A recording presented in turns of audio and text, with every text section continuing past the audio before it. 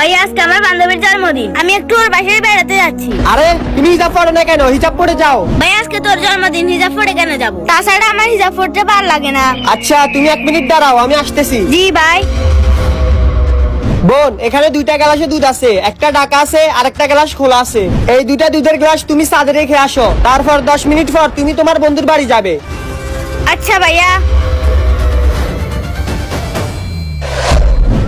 এদিকে আসো তো।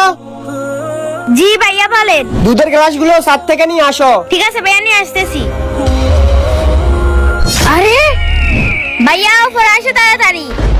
আরে বোন, কি হয়েছে? ভাইয়া আপনি যেন 2টা গ্লাসে দুধ দিছিলেন, যেটা খোলা ছিল সেটাতে কাঁচরা পড়ে নষ্ট হয়ে গেছে, আর এটা কেন ছিল এটাতে কিছু হয়নি। হ্যাঁ বোন, আমি তোমাকে এটাই বুঝাতে চাচ্ছি। এই দুধগুলো ডেকে রাখাতে যেভাবে ময়লার হাত থেকে রক্ষা পেয়েছে, ঠিক একইভাবে মেয়েরা হিজাব করলে খারাপ মানুষ এবং খারাপ মানুষের নজর থেকে রক্ষা পাবে। আজ থেকে যেখানে যাব সব জায়গায় হিসাব পড়ে যাব ইনশাআল্লাহ বোন। মেয়েদের পর্দা করা ফরজ। কার কার বড় ভাই আছে কমেন্টে বলে যান।